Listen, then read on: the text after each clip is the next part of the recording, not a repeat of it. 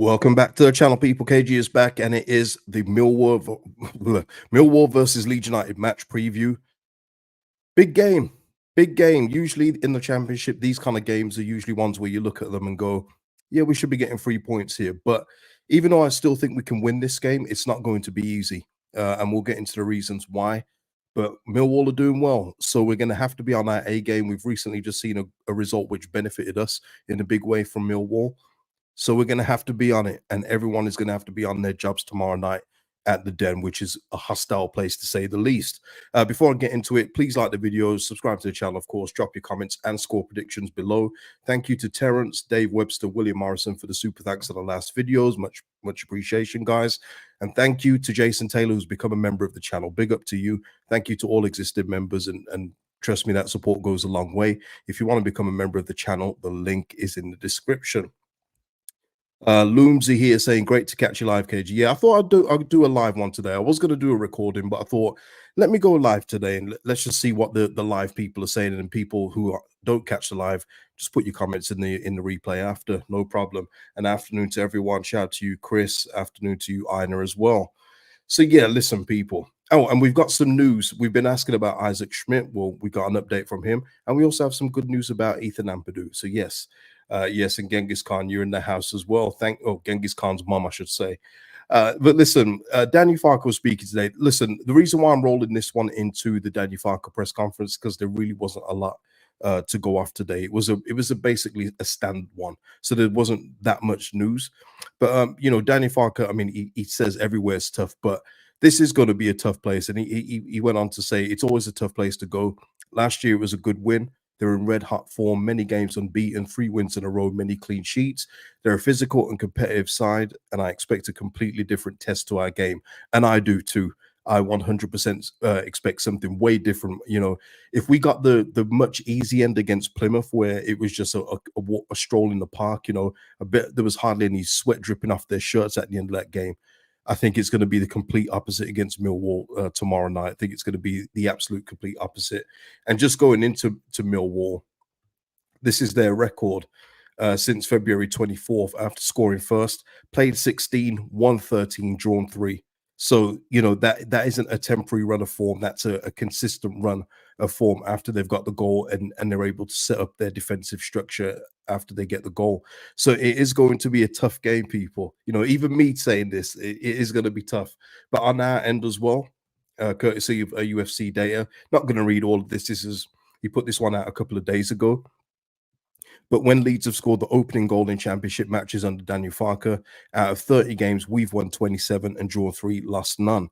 So, you know, we've got a very, you know, long sustained period of success in that way ourselves. So something's got to give this week, tomorrow night, unless it's a draw, of course. But, you know, something's got to give between the two teams. Annabelle saying, "Hey KG, difficult game ahead. Would you play Gilavogi?" Well, I'll get into that in a bit. I've got my first 11 and preferred 11, I should say, or one that I think can do well in a game like tomorrow. Because, like I say, it's going to be a physical battle. And I guess some of you will be a bit surprised with who I'd put in there. But yeah, it's going to be an interesting one. But like Gilavogi, is Millwall away the best time to use him? But then again, we're not talking about a kid here. We're talking about an experienced French international, former captain. We're talking about someone very, very seasoned. But I don't know if it's going to be the game Danny Farker throws him in. Although I will say this, Annabelle, if he was to throw him in tomorrow, it would not surprise me. It would not surprise me if he went for just that little bit more steel. We saw him have a good cameo against Plymouth, although, you know, that's, you know, low bar set. But you can just see him, you know, allowing Tanaka to be more, you know, more of a central midfielder and having Gilavogi in there as a defensive midfielder. So it wouldn't surprise me, but I don't know. I think it might be a bit too early. So yeah, there is that in terms of Millwall.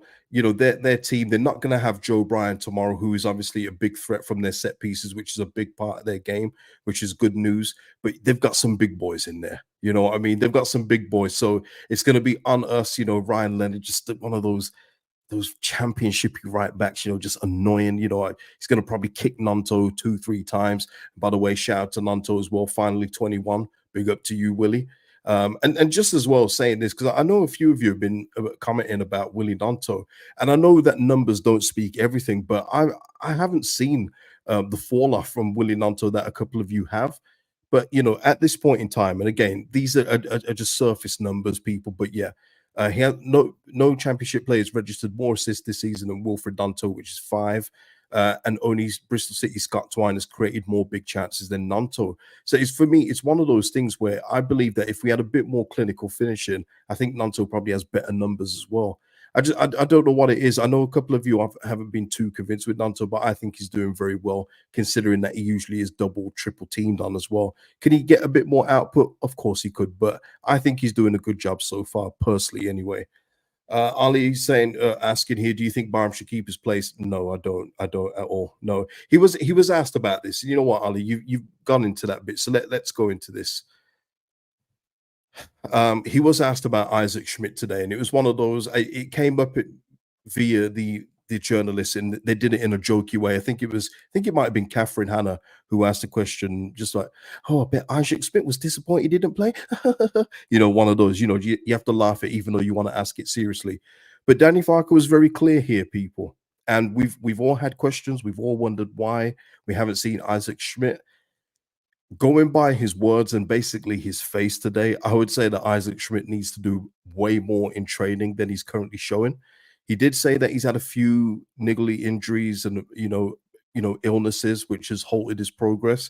But then when it comes to training, he doesn't feel he's seen enough. And when your managers come out and said that, I'm fine with that explanation. I don't know if it's true. Isaac Schmidt may feel he's done enough, but it's down to the manager's decision at the end of the day. So for me, if get Daniel Farker, and just by the way, his face just did not look impressed either. I would say that Isaac Schmidt needs to do way more than he's currently doing in training to get some game time. Not even a start, some game time. I brought up the stat in the previous video. He's played in 3 games this season for a total of 8 minutes. 10 minutes, I should say. 8 minutes in one, 1 minute in another, 1 minute in another. So he's obviously not doing enough. Now, some would say, well, if there was any of these kind of like issues, shouldn't these been scouted before? What, didn't they look at that? Didn't they get character references, much like they did for Gilavogi? But sometimes you can't, you can't judge that, and it can go through a period as well. Just speaking to players where they're signed and they feel that they're going to get opportunities, the opportunities don't come, and then all of a sudden in training, the performances dip a bit because they're a bit disappointed. But what I would say with Isaac Schmidt, and I'm not his cheerleader, because like I say, I've only seen him play one time. If he wants to get more game time ahead of Sam Byram at this point in time, he's going to have to step up his game in training. Otherwise, we're talking about interest in transfer windows. This man could get loaned out in January. Could be one of those. I noticed that too, Ali. I noticed that too. And that's what I mean. Sometimes you have to listen to the words, but sometimes you can read something on people's faces when they're talking about it. And he didn't look like he was having him. I'll be real with you. It didn't look like he was having him. And all he had to say, in the tone of voice changed when he answered the question. It absolutely did. And yeah, Lewis, of course, Lewis, we can't win all the transfers, and you don't expect to. If Man City don't win all the transfers, Real Madrid don't win all the transfers. But it's about at this level, especially though. What I would say is that the scope for error is just so minor that you can't get too many wrong, because that is a transfer fee we've spent on Schmidt, almost 3 million. And I just think of loan players we could have got at left back that would have cost way less and would have probably got a little bit more game time. So it is a costly investment at this level. But look, it's not over. I'm not saying it's over for Isaac Schmidt, and I'm sure Daniel Farker isn't saying that. But what he wants to see, much like with the Charlie Creswell thing that we heard last year, although less heated, is that he just wants to see more effort, more application in training. And sometimes it is as simple as that, people. Really is. So yeah, there we are. We had an Isaac Schmidt update, but I would not expect to see him against Millwall tomorrow. Genghis Khan's mom saying first priority is a win, followed by a clean bill of health and no bookings. Genghis Khan's mom going for the ideal word scenario. Of course, that's always the perfect solution. Genghis Khan's mom. But yeah, listen, we just get the wins for me. Get the wins and deal with everything else after. Look, bookings are going to happen, especially you're talking Millwall versus Leeds. You know, it's going to be a hostile game. We're already hearing Neil Harris, who absolutely despises this football club, talking about he'd love to be playing in this game, and Millwall fans talking about how they can't wait. We know it's a big game for them in particular. So they'll definitely be bookings tomorrow. You're probably wishing for a little too much, but a clean bill of health and a win. I'm with you on that one. Matt's just saying here Schmidt will come good. Yeah, I mean, look, it's in our best interest that he does. Otherwise, I still think that just going by his reputation around Europe, you could probably recoup that 2.5 back again if you want, if you really did want to move him on. But look, it's a slow start. Not everyone starts off, hits the ground running, and then it's just a successful period at your football club. Sometimes there are slow starts, and maybe it's just an adjustment period that he needs. But it just goes back to Angus Kinnear saying that these players won't need 6 months. The ones we've signed won't need 6 months to bed in. But everyone is different, of course. Everyone is different. Elmi here saying I would like Joel Peru to play with Joseph. Yeah, I mean, I want to up front myself, but I keep doing it. But it's not going to happen, is it? We didn't see it against Bristol City. We didn't see it against Plymouth. I don't think we're going to see it against Millwall. I'm afraid. So, just a bit of team news. There wasn't too much on the team news in terms of that. That's the Schmidt update. Bamford and Gelhardt will be late test this afternoon, so they may be on the bench tomorrow night. We shall see. But one of the most positive ones was with Ethan Ampadu, which is great news. Absolutely great. And I'm going to speak about Ethan Ampadu, but during the international break. So I'm not going to go too much into it now. But Daniel Farke was talking about Ethan Ampadu's progress. He was asked about, how his rehab is going. And it sounds like they could get him back into training quicker than they anticipated, but he doesn't want to put too much pressure on it. But it sounds like Ethan Ampadu could be back quicker than even, we imagined. So for me, that is great news because we need Ethan Ampadu back. But like I say, I want to go into detail on that one in a chat next week. But to have Ethan Ampadu back, and it also takes a load off the January transfer window, which I've already got an eye on. I've got to be honest, I've already got an eye on the January transfer window because I still think that there's a few things that will need to be done, whether it's ins and outs.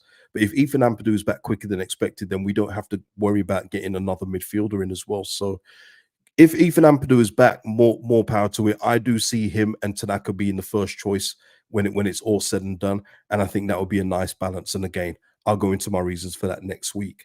Lewis. Fairs. Tampadu loading. Tremendous. You guys, man. Oh, man. But listen, Gavin here saying no reason why we can't get 3 points tomorrow night. Oh, absolutely not. Look, it is going to be a tough game. But there is no reason why we can't get 3 points. These are the kind of games where you're seeing a team. Let me just get the table up just for full clarity. Millwall currently in 7th, and they've won 3 on the bounce. Haven't lost in at least 5.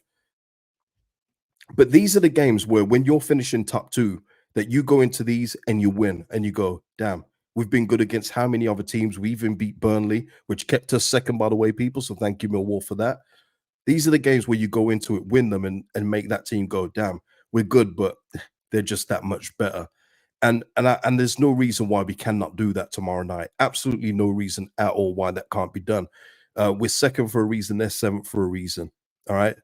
And it comes overall to the quality of the player. Yes, they'll probably be more physical than us, do all those little things, those dark arts a little bit better. But if you talk about quality of player, patterns of play, and the ability to score goals, then we should be winning the game tomorrow. Won't be easy, but I do think we can win. Matt, yes, I do believe that as well. We're drawing too many games. Yeah, we definitely have drawn one too many for me. I think we've drawn. The Portsmouth one sticks out for me straight away. The Sunderland one obviously sticks out for another reason. The West Brom one, I accept a draw because we did not go there to win, so I can accept that. The fact that we didn't lose the game was a bonus. But yeah, we've drawn a couple games too many for me, and this is where we now need to go on a run of wins. And we're capable of doing that. And these are the kind of games what you need to do it in. And then it just puts doubt in Sunderland's mind. Sheffield United probably thinking, oh, they'll drop points against Millwall. We get a win. It's like, man, they won again. That's what we've got to do, and do it for ourselves as well in terms of momentum. Uh, let's have a look here. Chris here saying we should only lose a few points to off days this season. No team is stronger or better organized. No excuses. Yeah, no excuses at all. And you're right with in terms of organization, we're one of the best in terms of defensive numbers as well. So let's keep it rolling against Millwall. And listen, people, this is the team that I would go with tomorrow, and there probably won't be too many surprises. Maybe there will. I don't know. But obviously, with Bogle back, it goes back to the original five. Melier in goal. Please, try and keep that ball out. We know that they're going to be big on set pieces. Keep him away from him because they will target him. Of course, they will. They will try and like nudge him, barge him out the way a bit, and he will flap. Of course, he will. Cool. All right. So let's try and keep him away. Let's try and keep Strout and Roden, marshal him away from Melier. They're physical players, and try and go from there. Going up forward, obviously, at this point in time, it's Tanaka and Ruffwell. Need another one from Ruffwell like he did in the Plymouth game. Obviously, this is going to be way tougher. He's going to have to definitely be way more physical in this one, as will Tanaka. Got to win that midfield battle. Very important for these two, and we need another good performance from them too. Going forward, now this may surprise some people. Even though Aronson, I think subbing him off when we did against Plymouth will probably give him that much, rest needed for this game. He has to start for me in terms of just if he's fit, he plays along with Dan James. Give us that pace down the right hand side. Gnonto, of course, just starts anyway. And I'm going with Peru up top, and that is just purely on the basis of if we getting in crosses into the box, I feel Peru can get his head on it and alleviate some of that pressure, and also get us a goal from his head as well. I do. I feel like that could be the move. If we're looking for more pressing from the front, of course, if we're looking for a more team pressing from the front option, then it has to be Joseph that starts. But just going by Millwall and their big old centre backs and everything else like that, I'm going with Peru up top. Of course, I'd love to see Peru and Joseph up top, but yeah, it's not going to happen. Let's have a look here. Matt C saying BA was made for these needle matches. Yeah, listen, and this is where I thought some people would be a bit surprised because he's a bit slight and Millwall very, very physical. But this is what I envision with Brendan. I envision him getting into spaces when their players have committed two players out to Gnonto or Dan James. He then gets in those gaps and either scores something, creates something for Joel Peru or Mateo Joseph. So that's why I do think he'd be absolutely perfect in this game, whereas some people probably protect him from this. No, I think Brendan is good to go, and I like his mentality so far. I like his attitude. Danny Farco was speaking about that today. He was talking about how when someone's got a little bit more to prove, or maybe feel a little bit of, I forgot the word he used, not regret, but I can't remember. It was something, as in like, oh, I'm sorry for leaving and I'm here to make it up to you kind of thing. But, just a little bit more vigor in their game. And yeah, Aronson's give us that. For me, overall, anyway, I can only speak for myself. Aronson has given us that through the games he's played. Yusuf here saying Aronson compliments Peru since Joel is not so energetic. Yeah, exactly. If you're looking for energy from Joel Peru, then yeah, you're not going to get that. But that's why Aronson can play off Peru very, very nicely. J-Dog here saying Gnonto needs more than 2 league goals. He's better than that. Yeah, 100%. Of course he does. I mean, I mentioned this near the top. Maybe you wasn't here. But yeah, Gnonto's numbers could be better. But overall, for what he's delivered in terms of his surface numbers, and when you look at him play, being marked out by 2-3 people, I think he's doing fine. But yeah, we need to get those numbers up for Willy. He definitely needs to get those up. Let's have a look here.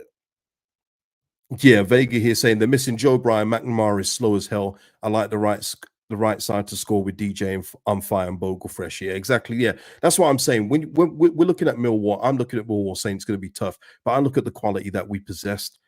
Yeah, we should be coming away with a win. We could, of course, we should. Of course, we should. Let's solidify that top two and put even more pressure on Sunderland, who've got themselves. They've got a tricky game, and they won't have Joby Bellingham for that one as well. So, people, let's have a look. What are we doing here? Have I got anything else? I don't have anything else. So let's go score predictions, people. I'm going to go for a tight 1-0 Leeds win. I'm going to go for a tight 1-0 Leeds win. That's it. Goal scorer, I don't care who scores. Let's go with Brendan Aronson. Let's go with him. Let's go with that. 1-0 Leeds win, 3 valuable points, another statement win for the league and our promotion rivals. Let's go. Let's have a look here. Chris saying here 1-1 or 2-1 loss. Yikes. Matt saying 2-1 Leeds. Annabelle going for 2-0 Leeds. That would be nice and comfortable. Sean going for 2-1 Leeds. Gavin. Hey, I would love it, Gavin. I would love it. 4-1 in terms to Leeds, man. Yusuf saying 2-1. Their one shot on targets goes through Melier's arms. See, this isn't true, Elmi. And Aronson, energetic, no creativity. That's not true because he is laid on passes, whether it's been a direct assist or the pass before the assist. He has been a creative force in terms of opening up playing in people like Junior Firpo or Joel Peru. So that isn't true. Ina here saying 3-1 to Leeds. I like that. Vega going for a DJ double. Would love that. Peru double. Love that too.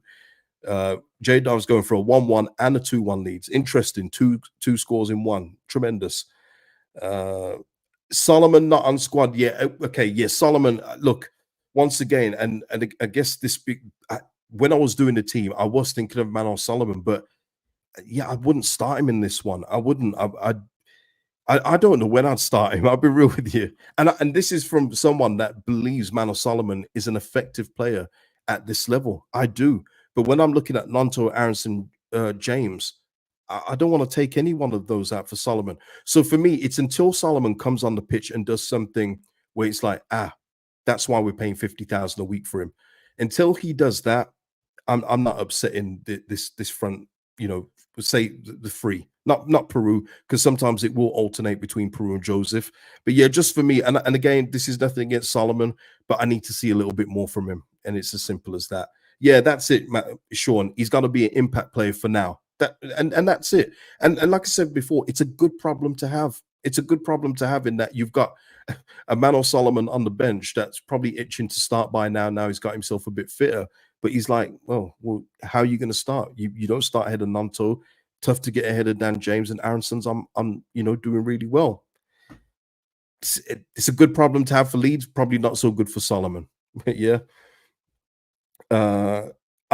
Gavin, I mean, we're going to speak about this, Gavin, but this is another reason why the January window is so interesting to me.